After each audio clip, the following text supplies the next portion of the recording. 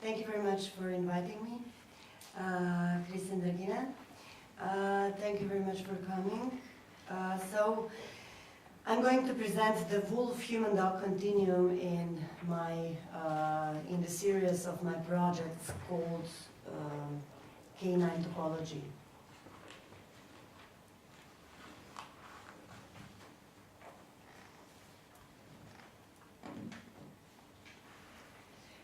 Canine topology is dwelling on the phenomenology of fear, accompanied with various versions of biofascination and biophobia through a transcendence of the dichotomy human-dog into its hybrid shape.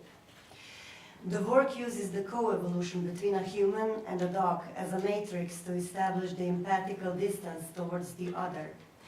The confrontation of the cultural other as something foreign is much often being mystified by society because it demands an effort to be understood. Canine topology examines the society's ability in enduring this kind of an effort.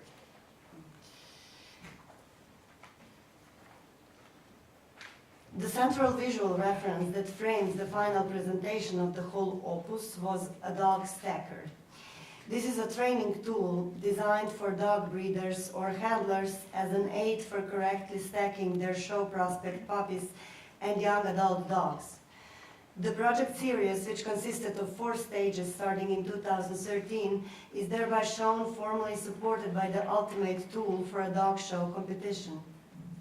The installation juxtaposes the atmosphere of the 4 projects with elements of my personal mythology and further intertwines them with fragments of biotechnological facts and tools shown as a radical possibility of the canine and the human worlds colliding.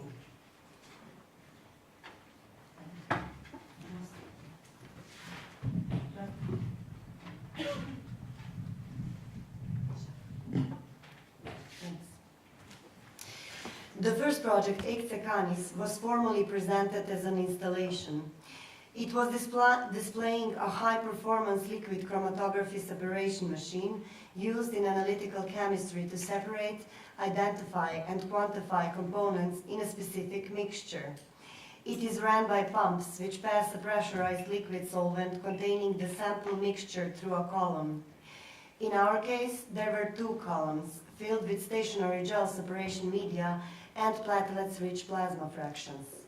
These contained some serotonin and have been isolated out of blood samples from me and from my dog companion, a Scottish border collie called Byron. After collecting serotonin fractions, we transformed these into the odor of Canis.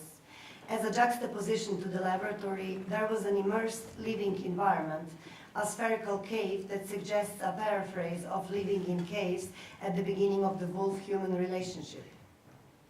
The installation environment was covered in recycled wolf fur, where visitors were able to dwell. They could smell the odor released by the sensor-equipped respirator. Thereby, the visitors smelled the combined serotonin of me and Byron and experienced an initiation into the essence of the relationship between a human and a canine. The focus on serotonin was based on research into the parallel evolution between wolves, humans, and dogs.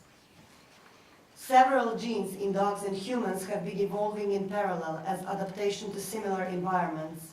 Importantly, modern dogs have developed the ability to digest carbohydrates and starch in a way not shared by the wolf. Domestic dogs have multiple copies of the gene for the enzyme amylase, which helps them digest starch and carbohydrates. Early humans also developed this ability as they became more reliant on cereal crops for food, especially during the agricultural revolution. This is regarded as a crucial step in the early evolution and domestication of dogs. Since that time, humans have developed a lack in smell perception. This decreased with the development of culture that selected for behavioral skills in verbal, sound, and visual communication. At the same time, smell remained central in the dog's perception of the world. There is also a gene that has consequently mutated in humans and is the one that codes for the serotonin transporter called SLC6A4. Polymorphisms on this gene are one of the key molecular mechanisms for humans to be able to better tolerate the presence of others. The mutation is therefore one of the parameters that contributed to the beginning of human culture. Since the split between wolves and dogs occurred more than 30,000 years ago, it appears that humans and dogs have been taming each other for thousands of years. The next project was executed in a form of a performance as an outcome of a residency at Jacana Wildlife Studio in France in 2014. Focusing on wolf-human-dog relations, I was collaborating with wolves and animal ethologists. The process included 3 wolves and 3 wranglers. To prepare for the performance, I followed a strict process. I was first introduced to the wolves in a cage, by only walking through their territory without looking at them or interacting with them in any way. Being relaxed was crucial. After about half an hour of bumping into my body and then running away, the female alpha wolf grabbed my hand with her muzzle and took me to the center of the wolf pack. That way she showed me that I was allowed to get down to their eye level. I was not allowed to ever look the alpha male into his eyes though. At the same time, I needed to make the smaller wolf feel safe. In this way, both the 2 highest ranked wolves and the lowest ranked one fully accepted me. That is how I was able to enter into their pack dynamics. Slowly, our insecurity decreased, which was crucial for the performance because the animals did not feel the need to run away from me anymore. During the performance, I lied on the floor with fat and starch coating my skin, which the wolves licked off my body.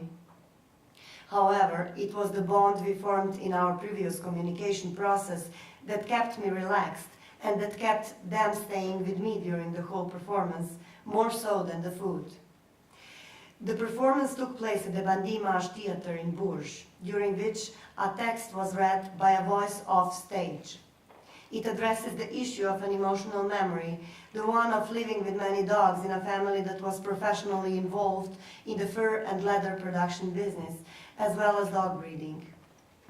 It is intertwined with contemporary interspecies communication theories. Other texts read during the performance included extracts from Joseph Beuys and Oleg Kulik. I juxtaposed my work to theirs, as is also shown in the performance title, I Hunt Nature and Culture Hunts Me. The project Hybrid Family followed a process of preparation in a 112 days of seclusion. This started mid-October 2015 and lasted until the beginning of February 2016. The process included psychoendocrinological training, a diet of iron-rich food, and hydration by galactogog liquids that promote lactation. Alongside, I prepared physiologically by using mechanical breath pumping 8 times per day, every 3 hours for 20 minutes. The breath pumping act carried the impulses to neuroendocrine cells of my hypothalamus through the nerve receptors in my breasts. Consequently, oxytocin, that as a side effect causes empathy, along with other things, was released to be transported by blood to mammary glands, releasing the hormone prolactin, which stimulated milk production. Thereby, I executed the same strategy as some mothers-to-be who are about to adopt a still nursing baby. I was also decorating the space I was living in to transform it into a home, a humanized lair for myself, Byron, and a new puppy, an Icelandic dog whom I called Ada. Colostrum started to occur after 8 weeks, right when I adopted her. In the public presentation, which took place in the form of prearranged visits in the studio at the Freies Museum Berlin, the visitors could witness the feeding of a puppy with drops of colostrum while drinking tea and discussing the reproductive freedom in a heteronormative society, as well as the anthropocentrism as one of its consequences. Thus, discovering my animality during the 3 months process, and as a childless 37 years old, I was drawn to think within the discourse of Donna Haraway. She poses the question, Ada, go.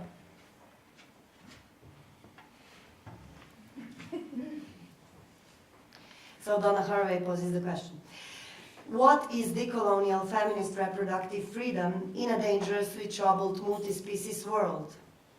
I came to the conclusion that just because I don't have children, that doesn't mean I do not own maternal instincts.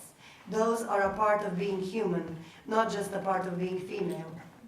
However, the main question in the hybrid family remained of how to think about those concepts through a molecular perspective. Following this line of thought, it became clear to me that by being pregnant with a meaning, I was becoming the other as a mother. With that notion in mind, I was already building a bridge towards the next and final project in the series, to the transcendent in the Deleuze-Guattari sense of the word, beyond the Oedipal, as well as beyond the mythical animal, by creating myself into the third type, the demonic animal. Deleuze and Guattari claim that it is only in the relationship to the demonic animal that a becoming animal can occur. Unlike the other two types, and like the process of becoming, the demonic animal has a molecular character. At the same time, by submitting myself to the dog-human kinship, I started claiming myself as an agency that does not only inhabit, but becomes the full owner of her own body. Since becoming animal is a molecular process, this position led me further into fusing my molecular material with that of the cultured version of the wild wolf, a dog. This is how Artemis was born. The most obvious reason to give the project this title is connected with the ancient Greek goddess of hunt, wild animals, wilderness, virginity, and of childbirth. Some texts mention that Artemis would always bring 7 of her 13 dogs hunting. Homer refers to her as Artemis of the wild land, mistress of animals. The meaning of the name is connected to the pre-Greek monstrous deity, which was identical with the great mother of nature. ART, art, is also short for assisted reproductive technology, that mainly belongs to the field of reproductive endocrinology and infertility, and may also include intracytoplasmic sperm injection and cryopreservation. My attempt was to question the current biotechnological possibilities from which the impossibility of the mythological human wolf figure emerges in all its poetics. The human wolf figure can be found in all human cultures as the ultimate other. Since the establishment of humanism, it is a symbol of the human exclusion out of nature into the culture opposition. With humanism, nature became the other, and humans stepped on the top of the trophic level to dominate all living organisms.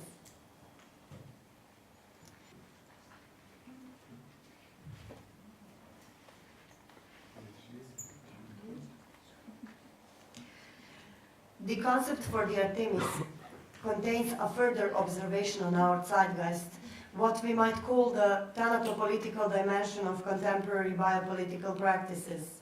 These are the challenges that call for new ecologies.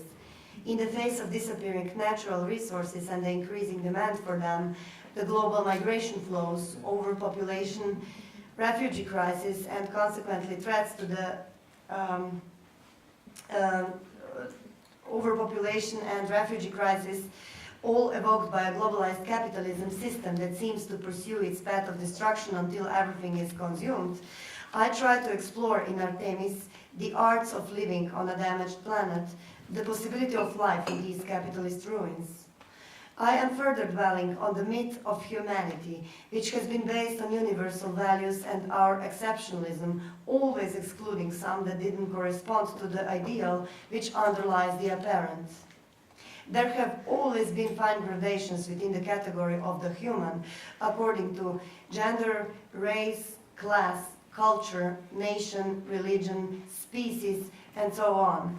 Therefore, not all of us can say with any degree of certainty that we have always been human, or that we are only that. By dwelling on problems of our current social ecology, I'm trying to initiate a debate on what conventional law-based ethical phrases such as compromising human dignity even mean.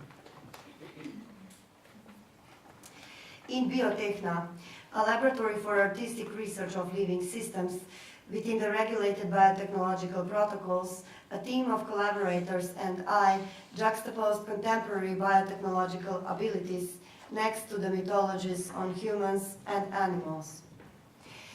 We enucleated my reproductive cell, left it under a UVC light for 30 minutes, and then by electroporation fused Ada's somatic cell with the leftover membrane. Since a reproductive cell programs the nucleus to divide, after 7 divisions, the aggregate of 128 cells, on the 6th day a blastocyst occurs. Artemis has been left to divide just up to the stage before the formation of a blastocyst. The cell was then frozen to a minus 198 degrees Celsius after a 3rd day of growth, with the nutrition and hormone feeding stopped, and therefore stayed frozen in time. Despite the fact that the project carries some biotechnological potentials, it at the same time primarily serves as a civil tactical media act. Even though it exists frozen in liquid nitrogen, it also evokes a public discourse and serves as a reference to the theory of Rosi Braidotti, who requires us to think beyond humanist limitations in order to embrace the risks that becoming other than human will bring in the future, or even already brings in the present, I might add. Ecologically, Artemis connects 3 carnivorous species, human, dog, and wolf, where the last 2 are genetically 99.9% identical. Ever since the beginning of our existence, all 3 species have been regulating the environment together, although the wolf is now an endangered species and therefore nihilistically absent from the formal dimension of this project. On the other hand, humans and dogs became the largest invasive species on the planet. Therefore, I symbolically placed our cell materials in an equal cohabitating relationship. A huge lens is an important signifier for all 4 projects. First used in the Artemis installation display, now placed at the end of the final canine topology dog stacker. Retrospectively, the lens distorts the perspective of the whole opus. It is synonymous with scientific research, but instead of rendering everything more precise in order to adjust the view with all its dominance and interest, the lens transforms the space into a hallucinatory imagery of a parallel time where perception of reality becomes a reality. I also composed a final document of the series, a book as a visual map of the process, put onto another smaller stacker. Without any text, the book stands as a non-verbal homage to the optocentric culture human animals have been developing as a consequence of the parallel evolution with dogs. It shows parts of the process that began before my birth, and it composes into a mosaic that immerses the viewer into a story that builds a kind of a speculative fabulation composed of still pictures. It is as if the form of a memory album could serve as a glimpse into the past, but one that reflects a memory of the post-human future. Here, the dog-human werewolf exists as a reminiscence of an extinct culture of man, a conclusion suggesting that it is our animality that makes us the most human. Thank you.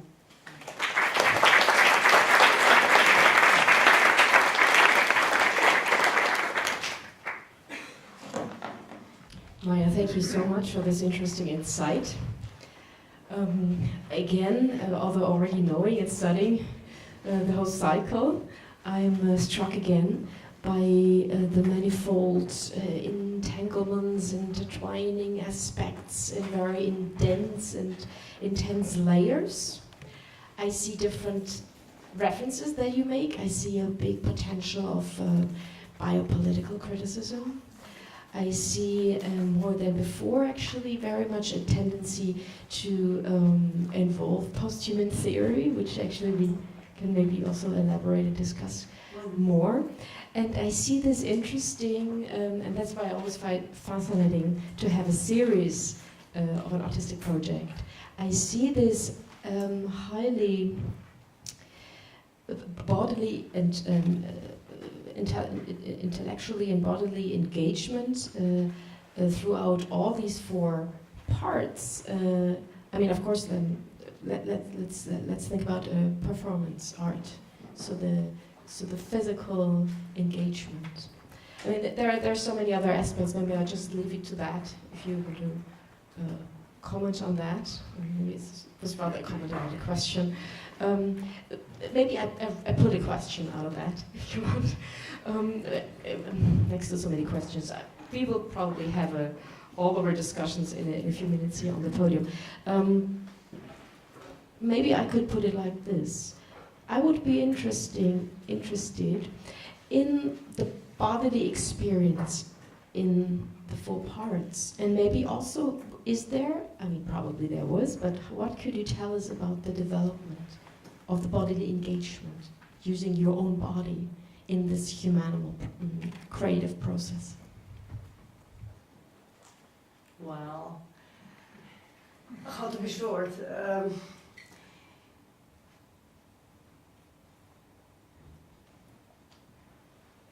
Well, my limbic intention, my first step, the intention for this first step into stepping into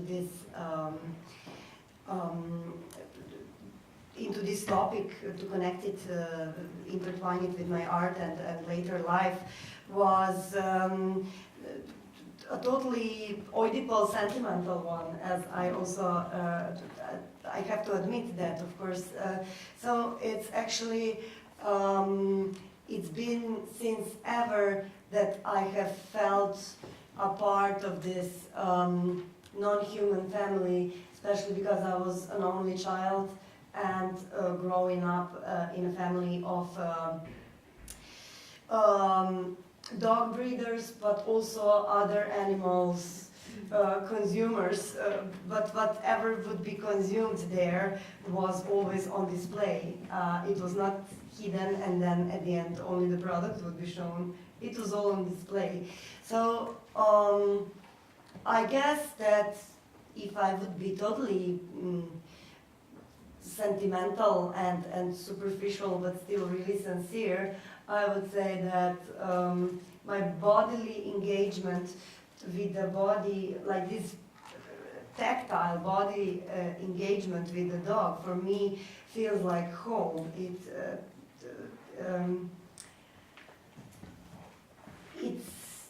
how to talk about that, I don't know, because it's really, it's like I would be talking about bodily, how it is when I touch a human that I like, you know, so it's like that. Are there already questions from the audience? Otherwise, I would like to go to the... Maybe just, yeah, but other than that, maybe you haven't been only, your question wasn't then actually maybe only focused to the nice feelings, and not just to dog bodies. Yeah, I just realized. Yeah, well,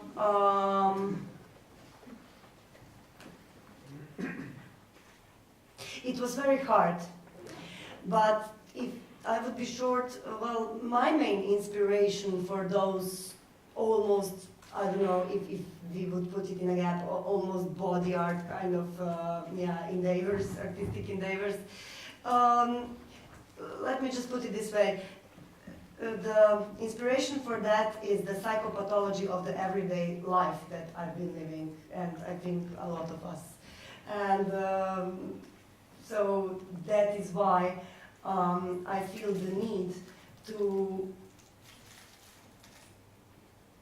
go as far as I am prepared to in order to make a statement. And I'm when I am experiencing or just looking or reading about the psychopathology of the everyday life, I was, for the whole time, I was thinking that this is really not enough what I'm doing in the perspective of that anybody would really maybe totally care, let alone really react and then maybe rethink about the statement that lies beyond the just display of shock. Yeah.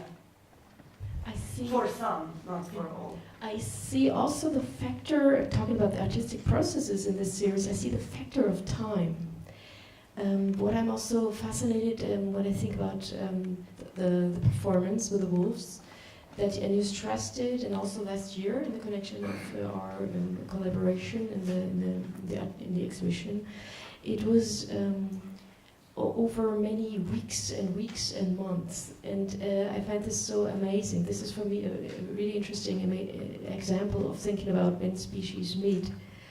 And you also stressed it today. It was really like an equal gaze and this sort of a togetherness and the interspecies connection. Maybe can you tell us a few sentences more about this bush time? How it was there, the encounter of the wolves, and actually then the outcome of the performance. Well, we did it in a very controlled environment with the very known, worldwide known. I was really lucky to be able to go there, and so that the producers would be able to get funds for that. So the producer, the French producer was Maja from Bourges, with the theoretician Ivan Chardonnay, so he was actually the link to the Jacana Wildlife Studio, which is a very known studio.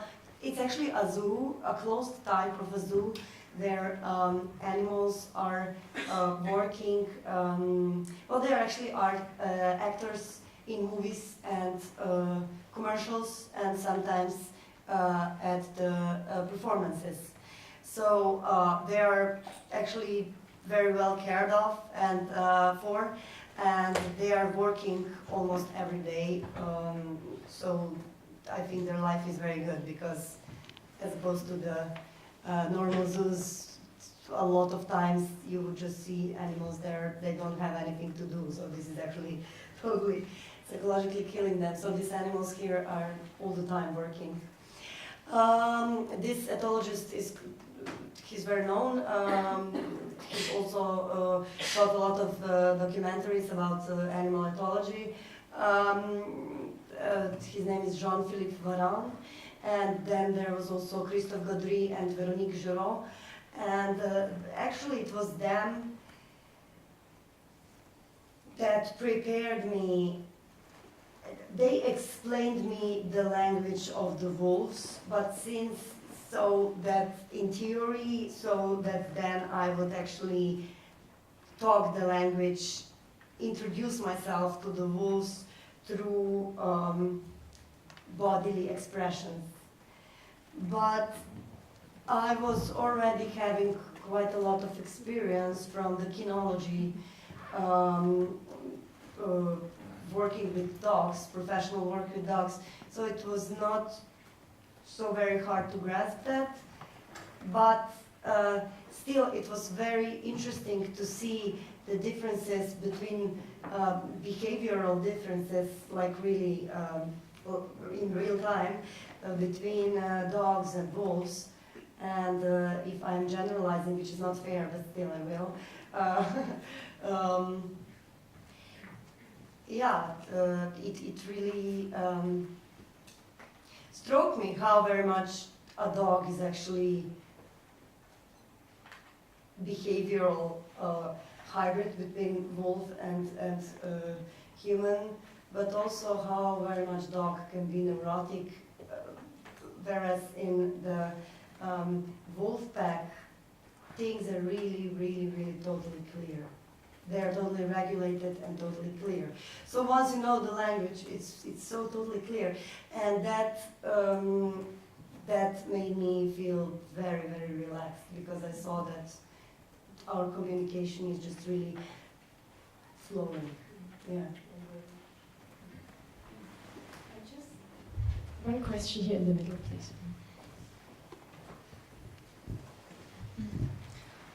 Thank you for this talk. This poses, I think, so many biopolitical and bioethical questions, but I'm not going to go into that at the moment because it's so complex and I have to think more about it. But I have two just quite concrete short questions.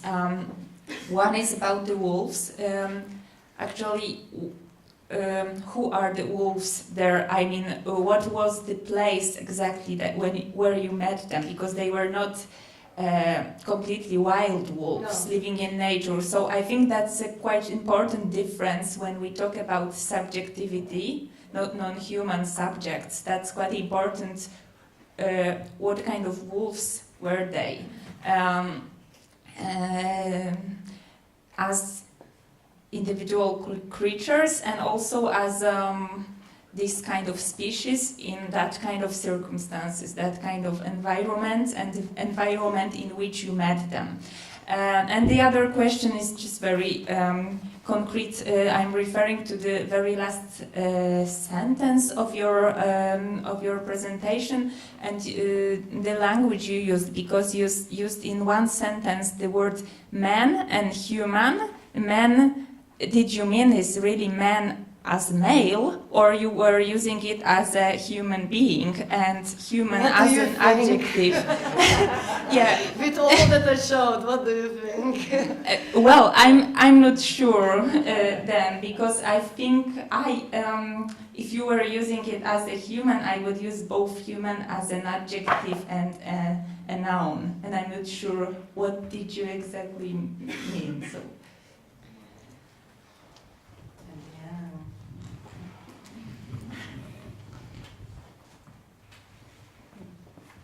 Our conclusion suggests that it is our animality that makes us the most human.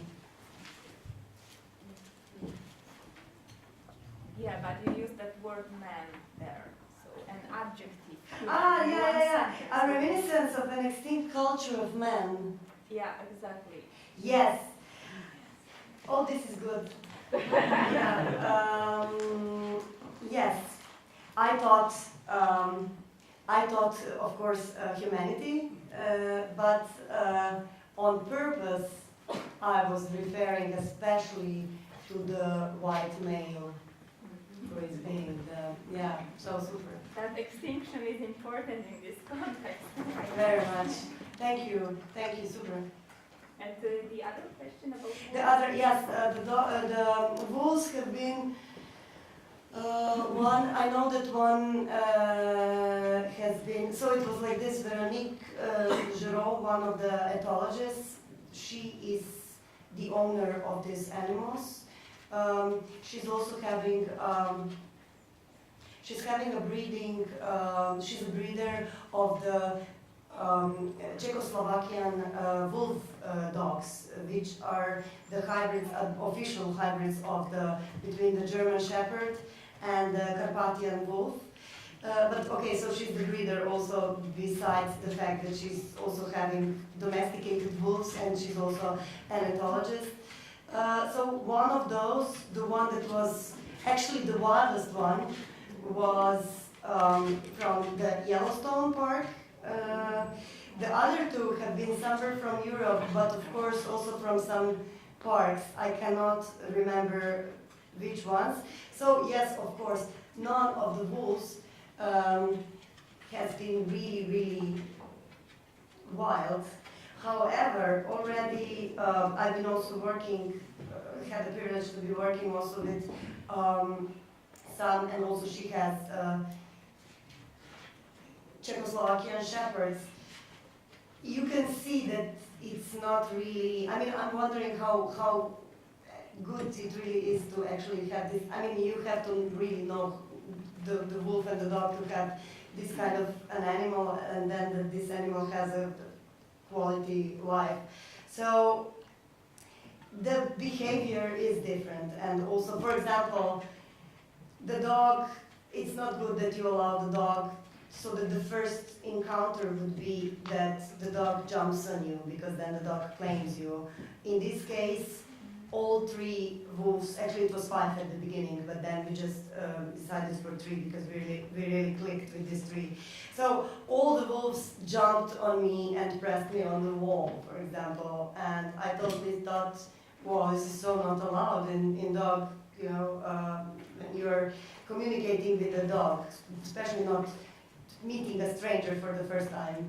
And they just left it, they were just ignoring it, and then I was thinking, okay, obviously this, but everything is very tactile, and also it's really good because they're actually, I don't know, it's as if their limbic mind would be working even faster. If they feel threatened, they would totally change their attitude like this, and they would probably attack. So I wasn't allowed to watch the big alpha who hasn't been castrated, and he was 5 years old, so he was really like at the verge of his masculinity. I shouldn't go down on my knees and watch him in the eyes, because he was so full of hormones that he would take it, you know, he would take it as if some people who are maybe threatened, you know, he would take it like a challenge. Like I want to challenge him, you know, like what? And then you do what, you know, and then it goes, it's this kind of triggers. For example, that, and this is not the case with dogs. You watch them in the eyes to show them you're the boss. It's not like this with those animals, even though they're domesticated. The third thing is that when they accept you into their pack dynamics, they really like, they really like to be, if you're down on their eye level, you know, not that you're sitting or standing above them, they really like, and then they get really tactile all the time. They're very rarely totally calm. They're all the time just bumping into you, licking you. It's very, very, very tactile, like checking how you feel, how you're feeling all the time, and you know, being alert all the time. So things like that. So, but yes, domesticated. If they haven't been, there's not a chance, a slightest chance that this could be done with them. Not a chance. And the other thing is that I have been also working with ecosystem biologists for some good 6 months on the terrain in Slovenian woods, because it was I joined. I know I shouldn't do that, but I will. This I totally shouldn't do better. So I was, yes. Well, it was a part of the big EU project within the Biotechnical University, the Department of Forestry. So finally, in 2014, 2016, or something like that, the biologists were counting the population of wolves in Slovenia. So I was joining them, but actually for my research, it was before Hexacanis. So in 6 months, we never met a wolf. It was always at least 10 minutes in front of us. We would find a lot of feces, a lot of urine, a lot of steps, but really fresh ones. So this is how usually scared they are, because it was the selection pressure, and usually the ones that were really, not putting themselves on display, those ones would survive. So yeah, a good question, yeah. Maja, Domesticated. Maja, thank you so much. I think we would just gather now all together for a last little tiny unit. We're going to have the lunch already ahead. Don't worry. Keep a little concentrated. Thank you, Maja.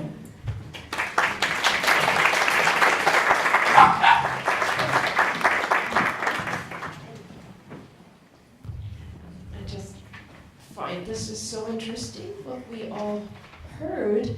I think that was an interesting collection of thoughts. Thank you so much, Rana, Desiree, and Maja. I would like that we maybe think together now. And when I can only sum up from my perspective, I'd like to sum up a few ideas and maybe then hand you over the microphone before we open up to the public, of course. And you probably have a lot of references to do to one another. What I didn't open up for. So let me just maybe quickly sum up what I find, what I.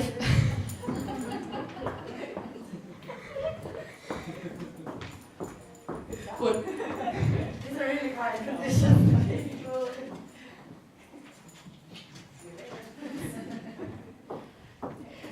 I try to sum up a few terms and ideas that I think were intermingling in all the three talks and meeting each other.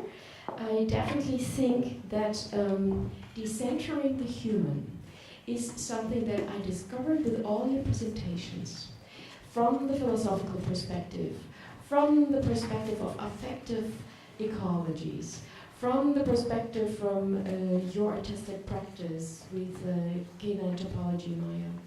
And I was struck that we might actually see a common field that was reflected with all your three contributions, where I would say not only decentering, but how to find new ways to leave the linguistic, to leave the representationalism, to leave the human perspective. And of course, there were post-human ideas we might discuss.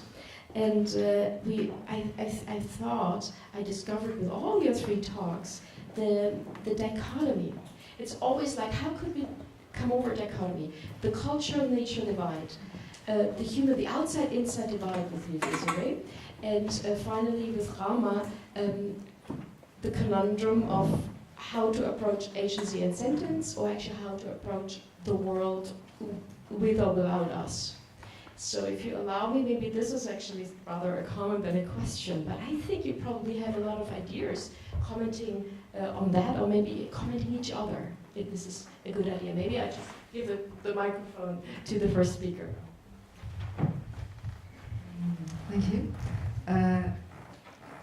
Is it working? Yeah. Okay, great.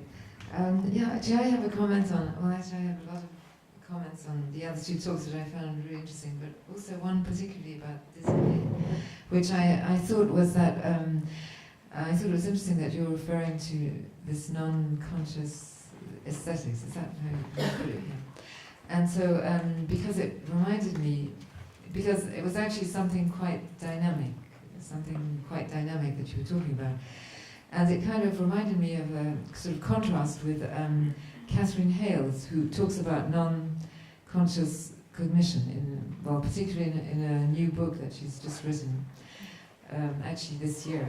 And I think that's also something very interesting, but it's very different because it's more comparing the functioning of machines to the functioning of humans, and having a kind of non-conscious cognition that is not the same as the unconscious and is not the same as the consciousness, but is somewhere kind of in between, and that is in a way similar to what machines, it's this kind of similarity between machines that do a lot of processing, that take in data and that analyze it, and that is something that, as she claims, that we do as well, but without being aware of it.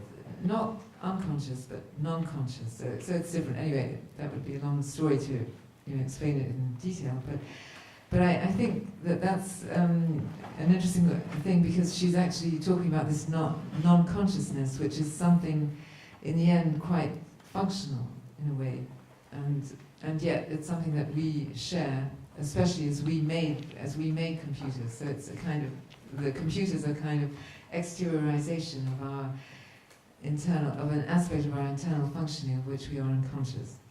Anyway, so I thought it was interesting how it's there, it becomes something very mechanical in a way, and yet your approach to non-consciousness is something quite different, much more dynamic. Okay, that was just what I wanted to say. Sure. Yeah, thank you for bringing health up, actually, because first time when I got the book in my hand, I thought like, oh no, what do I do with my PhD now? Can I just stop doing whatever I was doing? But then I realized that, yeah, I'm also like heading into a different direction. But I find it very interesting that this many disciplines, this interest of this this liminality of experience, is being discussed more and more. And me as looking at aesthetics as something that is connected to knowledge production and making things relatable that usually we cannot relate to, not in representing them or creating new metaphors, but like, bringing in this embodiment, the body, the tactile, that I also see so much in Maja's work. Is something that I'm very interested in. Like, what are the ways actually how we can address that threshold experience? So yeah, I also was. I mean, it's actually this non-conscious, unconscious is very much connected to this discourse around mind and body distinction and. As I heard before, you also wrote about Leibniz, and I had to think about also the petites perceptions in Leibniz, these little possible perceptions.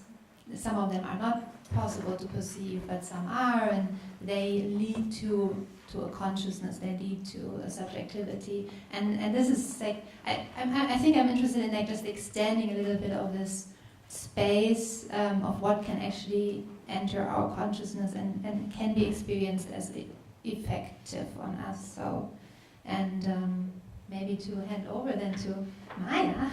So we have a nice round. I know your work and I love it, and I'm always like having goosebumps when I see it, and so I'm very biased and very hard to actually come back to discuss topic here, but.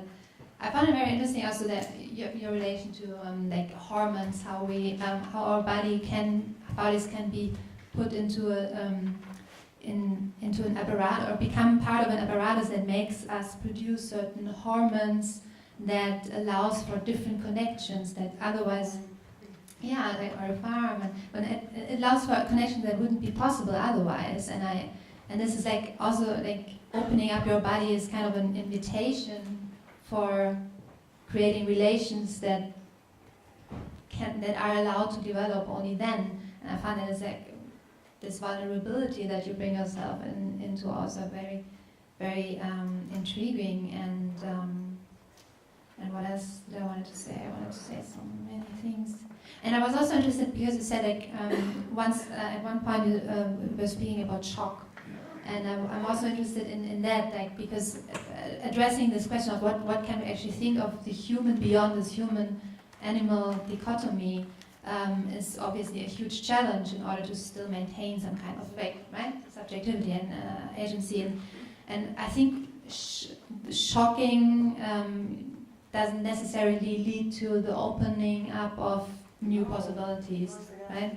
Yeah, maybe you can. Well, if I talk about shock effect, that totally was not my intention, but obviously I was too naive even though I am all the time thinking and criticizing the zeitgeist. Obviously, the Europe, and for that matter, the whole first world is actually so totally prone to this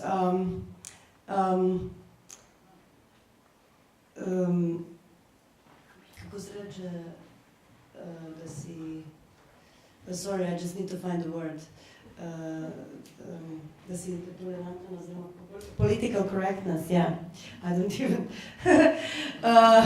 So prone to political correctness that anything that is animalistic, animal-like, animal-wise is yuck. So everything is getting to be so clinical and so clean in our minds, but also otherwise. So I really didn't think from everything that has been done in the last decades that this would be. I really didn't think so. I swear. So yeah. On the other hand, it's also the context of PR where you get. So yeah. I mean, it's a lot of parameters why my work. So okay, let's just say it. We are talking about all the yellow press, the negative yellow press. Yes, we are talking about that. So this is my opinion, but okay, so this is my opinion. It's not really very, it's not an enigma. The other thing is that, but okay, to go back to your question and to me, thoughts from your talks connected with your question would be, well, the sentence when you said that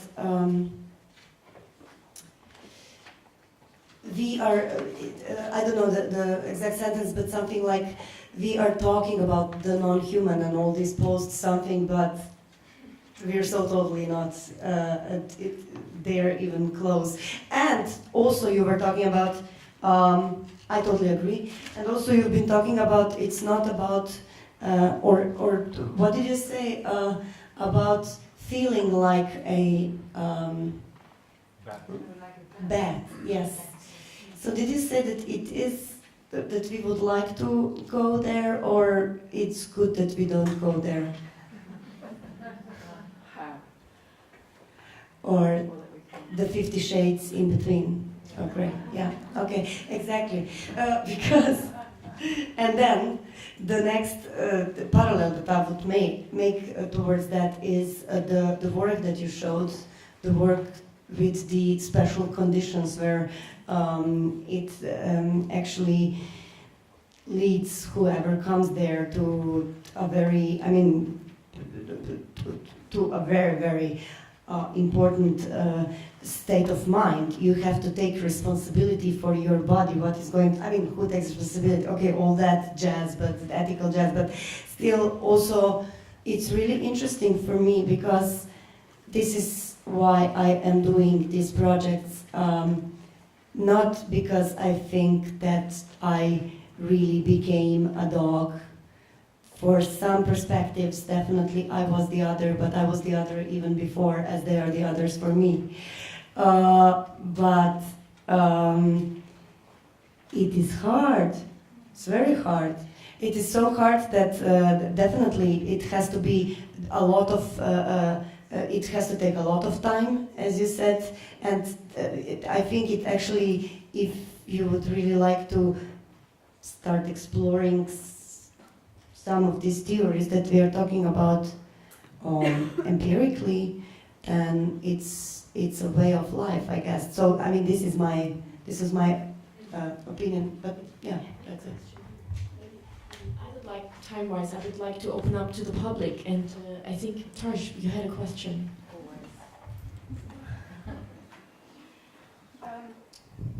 Okay, so one of the things that comes up for me in all of your sort of talks is, and maybe, I mean, it got triggered especially by your talk, Maja, but I think it is interesting for the other two. I'd like to hear what you think about it, is your comment, Desiree, about Maja's vulnerability. And I often think, and this is what your work brings up for me, Maja, is that for humans to do this, it's vulnerable, but we don't question that in the animals that we do it to, right? And so I'm curious as to the capacity, or like how do you allow your participants or the other the others, to resist or refuse. Because I'm interested in this, not in consent, because consent doesn't work in most situations, even between humans, but how do you allow for a capacity to resist or refuse?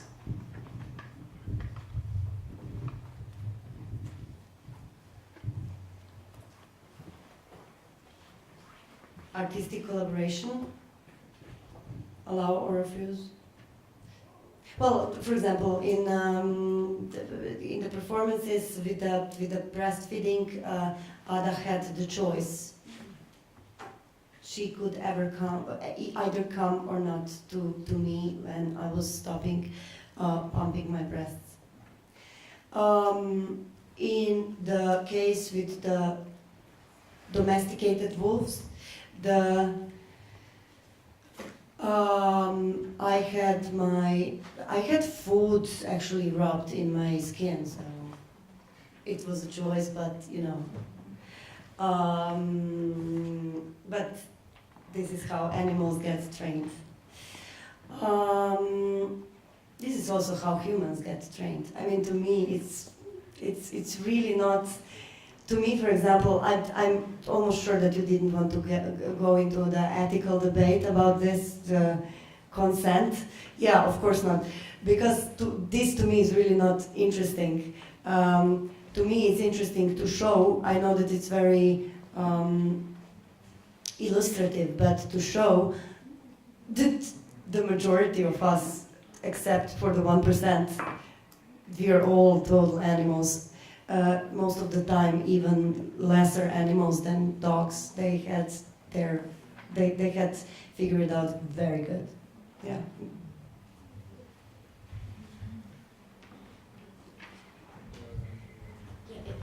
Out there, I saw other questions. Yeah, please. I would like, also once more to thank you all three for the talks and the material. I would like to go back to the question of liveness and indexicality, opposed to using, I don't know if I understood you right, or instead of using symbols or a simulacrum. And I would like to pose a question to you all three together, but it's a question that I can't really answer, and it follows my path for a long time. So, and I wonder what is this opposition between the symbol or the simulacrum and indexicality and liveness. And I wonder if it's about searching for a different kind of order, since the simulacrum and the symbol always has functioned as a media to put order, to create order, to mediate. So the symbol and the simulacrum was always a way of allowing us to mediate between, for example, the apparatus and the flesh. So I would like to know a little bit more of this, like your opinion on this seemingly opposition between liveness and indexicality and the symbol or the simulacrum. Yeah, maybe it was a bit confused, I'm sorry, but maybe I was able to explain in which direction my thought goes. Thank you. I wouldn't say so much about the opposition about the symbol, simulacrum and indexicality, but what I think is very important is, because we were talking about like the openness of the body and making oneself vulnerable. I think this goes very much in hand also with understanding certain limits of bodies and bodily engagement. And all this is, of course, transmitted through, like, we understand limits and we understand possibilities of engagement through certain patterns that we can relate to, that somehow relate to our cultural backgrounds or our bodily capabilities, etc.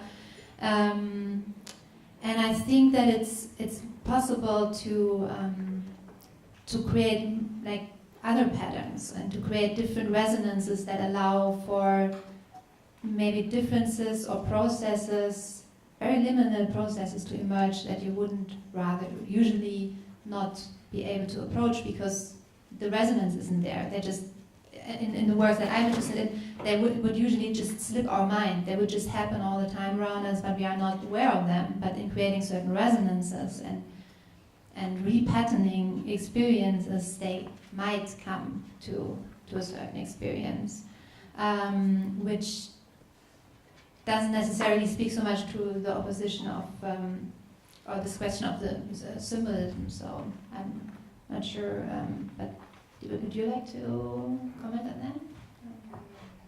Well, actually, I would just like to comment on what you said just now, which I thought was interesting about the bat. I mean, I didn't actually mention that, but I think it's an interesting question. Like, do we want to know what the bat thinks? Do we want to be in the place of the bat?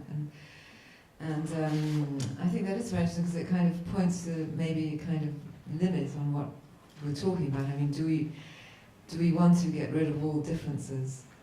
You know, I mean, and I would say from my point of view at least, perhaps no. I mean, I think difference is very valuable, and so I would say that perhaps the position is that you want to know more, but maybe not be completely, indistinguishable, I would say. So I think that was a really interesting point. But I should have maybe brought it up because, but actually that was part of what I was saying about the definition, that you can't, that if we're all entangled, then where does that stop? Where is there a kind of limit? And so I think it's kind of a bit, not dangerous, but, it means that, where exactly we want to go.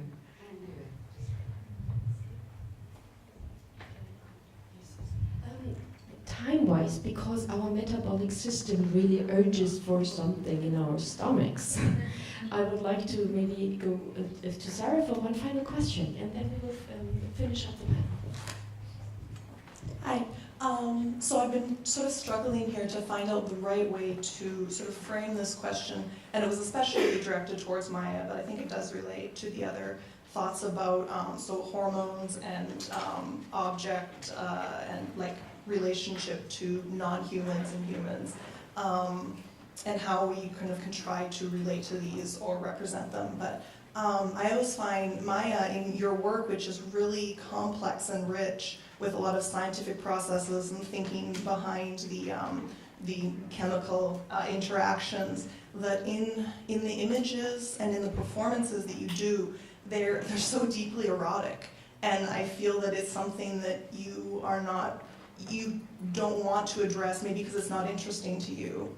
But I feel like it's such a presence and part of what is compelling and as an entryway into your work, but the images of the female body as an entryway into these different kinds of relations to the animal. And also what you had mentioned before about things like PR and maybe even shock, which you would like to avoid, the kinds of images of such as you in relationship to those wolves and with the breastfeeding, like it's deeply sensual and affective, and that kind of being, sort of you as this body that is experiencing these hormonal material processes for other people to be entered into this dialogue. The topic has come up before when I've been in conversations related to your work, when you presented and when you haven't been part of the conversation. And I always find you don't want to speak of it, partially because maybe you feel that you're looking at much more interesting things. But I think because of the visual image economies that we still exist in, it's a big part of people's entryway into your work, and I really would like to know sort of what your thoughts are and how you position your own wanting to understand, again, these like molecular hormonal issues when it does get reduced down in image, sort of traditional old-fashioned spectator image, performance, body relationships.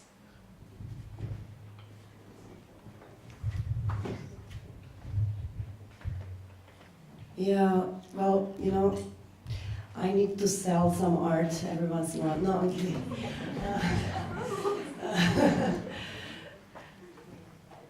Well, you're the first woman, but maybe it's just a coincidence that you're the first woman. Some men have told me that, but the ones that yeah. Okay. I didn't. I didn't. I don't see them. I swear, I don't see them that erotic at all. But they are very beautiful. Yeah. Yeah, it's the production is very, and I was thinking, actually the thing was that I was thinking, for example, in the hybrid family with Manuel Vasson, we've been talking about that a lot because he's been living with he's been part of the hybrid family for 6-7 days, and we've been doing a lot of shooting because I wanted dogs to feel like they're playing, not to, just like.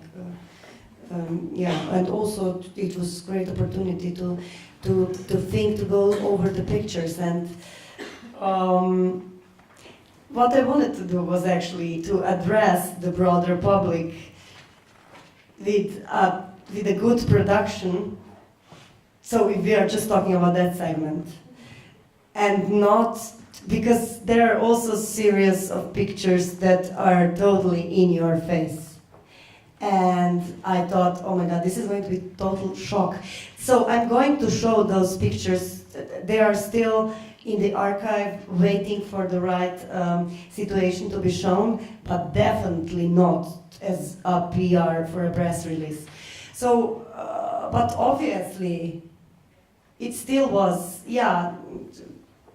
I still failed at the shock department, or actually succeeded at the shock department, but I didn't want to. So probably you've been talking about those, because I don't know, the ones from Bourges where the animals are licking my body, that is also erotic. I find it quite dirty, really. I really. Because you were eating it inside. But also, I don't know, my body there is so, like... Okay, yeah, well, that's what I was thinking about. I wanted I usually want to address the broadest public possible by thinking very much on the visual aspect of the content that I am putting on display. Because it's usually then much more approachable to the broader public. But in this case, I'm not, after this, I'm not very so much sure. I think I'm going to start being a modernistic painter. So for a really very, very special public. It's already over the time, but thank you so much, Rama, Desiree, Maja, for your very engaging and absolutely mind-blowing presentations. Let me just give you an applause. Thank you so much.